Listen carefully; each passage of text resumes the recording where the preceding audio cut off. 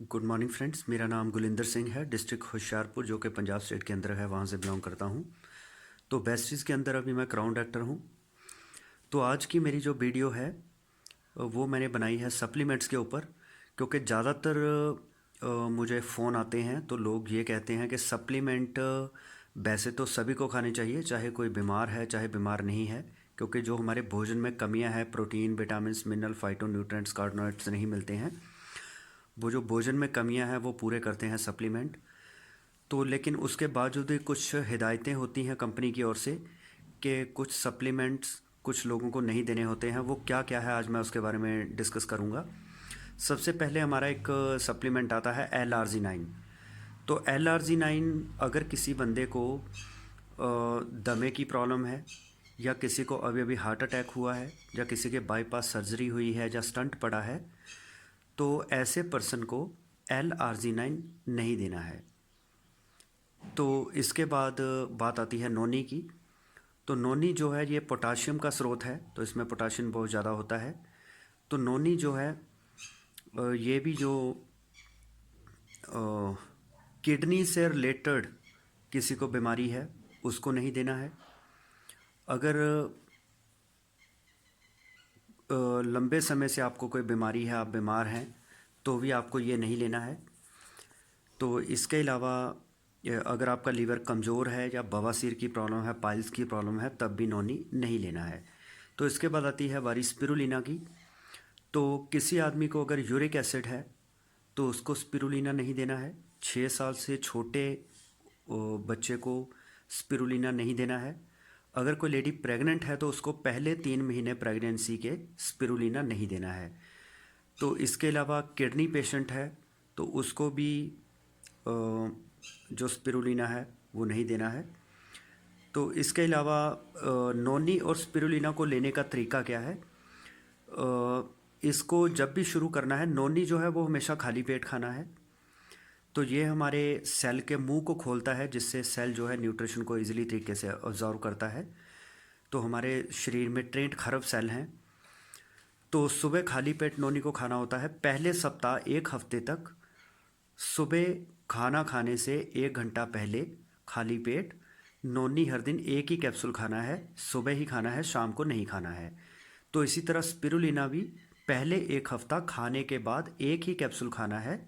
तो लगातार 1 हफ्ता एक ही कैप्सूल खाना है। 1 हफ्ते के बाद नोनी जो है वो सुबह शाम खाना है खाने से पहले। और स्पिरुलिना भी 1 सप्ताह खाने के बाद सुबह शाम रोटी खाने के बाद खाना है। तो कोसे पानी के साथ खाना है दोनों को। तो इसी तरह से कुछ बुजुर्ग लोग होते हैं, जो अति संवेदनशील लोग होते हैं, तो उनको, क्योंकि इनको पचाने में कई बार दिक्कत आती है, घबराहट हो सकती है, या कुछ ऐसी प्रॉब्लम्स हो सकती हैं, तो उनको किस तरह से देना है? पहले वीक के अंदर उनको मात्र 2 ही कैप्सूल देने हैं, मतलब 3-3 दिन छोड़ के स्पिरुलिना या नोनी देना है। तो दूसरे हफ्ते उनको 3 कैप्सूल देने हैं, मतलब 2-2 दिन छोड़ के देना है। तो चौथे हफ्ते 4 कैप्सूल देने हैं। तो 6वें हफ्ते हर दिन एक एक कैप्सूल करके इस तरह से उनको देना है। तो नोनी खाली पेट और स्पिरुलिना खाने के बाद। तो इसके बाद आता है जो हमारा अगला सप्लीमेंट, वो नीम है। तो नीम जो है इसको खाना है सुबह शाम एक एक कैप्सूल पानी के साथ। तो ये 15 दिन लगातार खाना है, और 15 दिन फिर उसके बाद नहीं खाना है। तो जो दमे के मरीज़ होते हैं उनको जो नीम है वो नहीं देना है। तो इसके अलावा नीम जो थोड़ा खुश्क होता है, ठंडा होता है, तो इसके साथ पानी ज़्यादा पीना है, नहीं तो कब्ज हो सकती है आपको। तो इसके लिए पानी ज़्यादा पीना है। तो जितने भी सप्लीमेंट्स हम खाते हैं वो बेटर रिजल्ट तभी देंगे अगर हम पानी ज़्यादा पिएंगे। खास करके डिटॉक्सिफिकेशन के लिए जो हम खाते हैं टॉक्सिन को शरीर से रिमूव करने के लिए, उनके साथ पानी ज़्यादा पीना चाहिए। तो सप्लीमेंट के रिज़ल्ट और भी बढ़िया आते हैं, क्योंकि बॉडी में जो एसिड या बेस होता है वो न्यूट्रल हो जाता है। तो इसलिए पानी ज़्यादा पीना चाहिए। तो इसके बाद आता है folic iron and calcium. Folic iron and calcium कभी भी इकट्ठे नहीं खाने हैं। तो इनमें कम से कम 4 घंटे का गैप होना चाहिए। तो अगर आप स्पिरुलिना खाते हैं तो उसके साथ आयरन या कैल्शियम नहीं खाना है। स्पिरुलिना के साथ कैल्शियम या स्पिरुलिना के साथ आयरन नहीं खाना है, ठीक है। तो इसका ख्याल रखना है। उसके बाद ग्लूकोजामाइन। जोड़ों में कई बार हमारे ग्रीस नहीं बनती, उसको बनाने के लिए हम रिकमेंड करते हैं ग्लूकोजामाइन। लेकिन अगर आप डायबिटिक पेशेंट हैं, आपको शुगर है, तो तब आपको नीम साथ में ज़रूर लेना चाहिए। ठीक, तो इसमें नीम आपने ज़रूर लेना है अगर आप ग्लूकोजामाइन खा रहे हैं। तो ग्लूकोजामाइन खाने से शुरू के 5-7 दिन आपको दर्द ज़्यादा बढ़ेगी, तो उसमें बंद नहीं करना है कि ये हमें सप्लीमेंट अच्छा नहीं लगा। एक्चुअल में सप्लीमेंट काम कर रहा है, ये तभी ऐसी चीज़ होती है। आपको घबराहट हो सकती है, लूज़ मोशन लग सकते हैं, या आपको दर्द बढ़ सकती है, तो इसका मतलब सप्लीमेंट काम कर रहा है, तो आपको इसको छोड़ना नहीं है। तो ग्लूकोजामीन के साथ आपको नीम ज़रूर लेना है अगर आप डायबिटिक पेशेंट हैं। तो इसके बाद आती है आंवला की बारी। तो आंवला में विटामिन सी बहुत ज़्यादा होता है, तो अगर आप दमा के मरीज़ हैं तो आपको आंवला नहीं खाना चाहिए। तो इसके बाद फाइबर की बात करते हैं, डाइटरी फाइबर। तो हमारे भोजन में कई बार फाइबर की कमी हो जाती है, जिससे हमें कब्ज की प्रॉब्लम होती है। तो कब्ज की प्रॉब्लम को दूर करने के लिए हम डाइटरी फाइबर खाते हैं। तो डाइटरी फाइबर सोने से पहले नहीं लेना है, इसको सुबह के समय पानी के अंदर घोल के पानी की तरह बना के ही इसको पीना होता है। तो रात को इसका इस्तेमाल सोने से पहले ना करें। तो इसके बाद कैल्शियम एंड स्पिरुलिना एक साथ ना लें, ये मैं बता ही चुका हूँ। तो इसके बाद बी स्लिम कैप्सूल जो हमारे आते हैं वेट को रिड्यूस करने के लिए, वेट घटाने के लिए, वेट मैनेजमेंट का ये प्रोडक्ट है बी स्लिम कैप्सूल। तो जैसे सुबह 2 कैप्सूल खाने होते हैं कोसे पानी के साथ खाली पेट।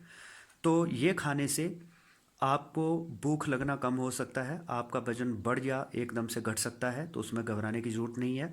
तो ये सिम्टम शुरू में आते हैं, आप में आपको कमज़ोरी फील हो सकती है, आपको सर दर्द हो सकती है। तो इसके लिए ये लक्षण आम बात है, तो आपको इसमें टेंशन लेने की ज़रूरत नहीं है, तो इसको कंटिन्यू आप कर सकते हैं। तो इसके अलावा डिटॉक्सिफिकेशन के जितने भी प्रोडक्ट हैं, जिसमें नोनी आता है, गैनोडर्मा आता है, करक्यूमिन प्लस आता है, एलोवेरा आता है, टॉक्स क्लीन होता है, जिनका काम है हमारी बॉडी को डिटॉक्सीफाई करना, हमारी बॉडी में जितने भी टॉक्सिन हैं उनको बाहर निकालना। तो इन सप्लीमेंट को खाने के बाद आधे घंटे बाद पानी ज़रूर पिएं। तो दिन में जितना ज़्यादा पानी पिएंगे उतना ही आपके लिए बेटर रिजल्ट ये देंगे। तो आपको पानी ज़्यादा पीना चाहिए।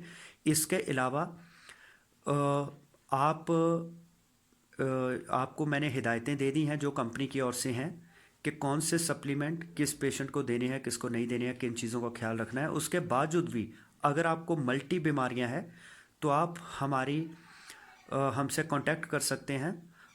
तो हम हमें पूरी हिस्ट्री बता सकते हैं बीमारी के, उस हिसाब से हम आपको बताएंगे क्या खाना है क्या नहीं खाना है। तो इसमें आप परामर्श हमारा ज़रूर लें।